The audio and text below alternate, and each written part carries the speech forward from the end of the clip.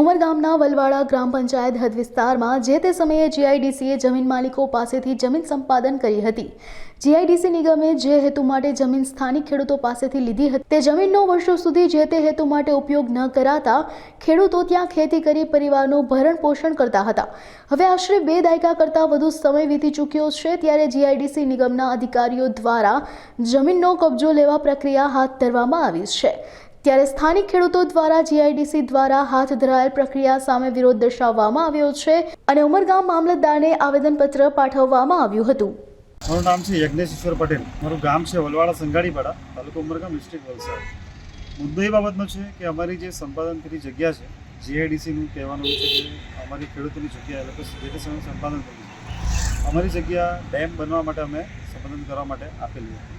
હવે એનો હેતુ એ મંડાઈ ગયો છે, જે ડુબાણમાં જગ્યા હતી એ ડુબાણમાં રહેવા દેવાનો જ હેતુ છે। અમારું માંગ એ જ છે કે અમારી જગ્યા મુક્ત કરો ને જે અમારી 7 બારની માલિકીની જમીન છે એમાં પણ જીઆઈડીસી આવીને કબજો કરતી છે ગેરકાયદેસરનું, અને જે માલકીની જમીન છે એમાં પણ એ લોકો કબજો કરવા માંગે છે। તો અમે એના માટે મામલતદાર સાહેબને આવેદનપત્ર આપ્યું છે અને જીઆઈડીસીમાં પણ ગયા હતા। આપણા રમણભાઈ પાટકર એમએલએ સાહેબ અમારી સાથે આવેલા હતા। એ જ વાત અમે આગળ સીએમ સાહેબ સુધી બી કરશું અને સરકારને રજૂઆત કરશું કે આ બાબતમાં અમારા ફેવરમાં, આદિવાસીનું ફેવરમાં મુદ્દો આપો।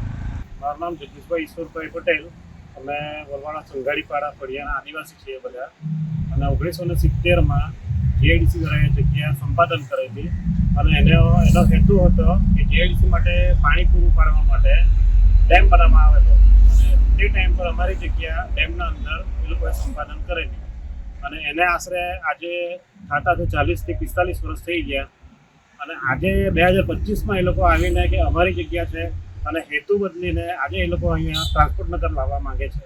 તો એના કારણે જે લોકોની જગ્યા સંપાદનમાં નહીં હતી એ લોકોના પણ 7 બારમાં નામ છે અત્યારે હાલમાં, અને એ લોકોના બળજબરીથી એ લોકોના ઘરે માર્કિંગ કરી ગયા છે, ટ્રેક્ટરથી ડ્રિલિંગ કરી ગયા છે। એટલે કામવાળા બધા અમે વિરોધમાં છે, અને જીઆઈડીસીમાં અમે જઈને શ્રી રમણભાઈ પાટકર સાહેબ સાથે આવેદનપત્ર તાજે એક અરજી આપી છે, અને અત્યારે મામલતદારમાં આવીને અહીંયા ઉમરગામ અત્યારે આવેદનપત્ર બી આપ્યું છે। તો એના માટે જેમ બને તેમ સરકારે આ બાબતે વિચારવા માટે અમારી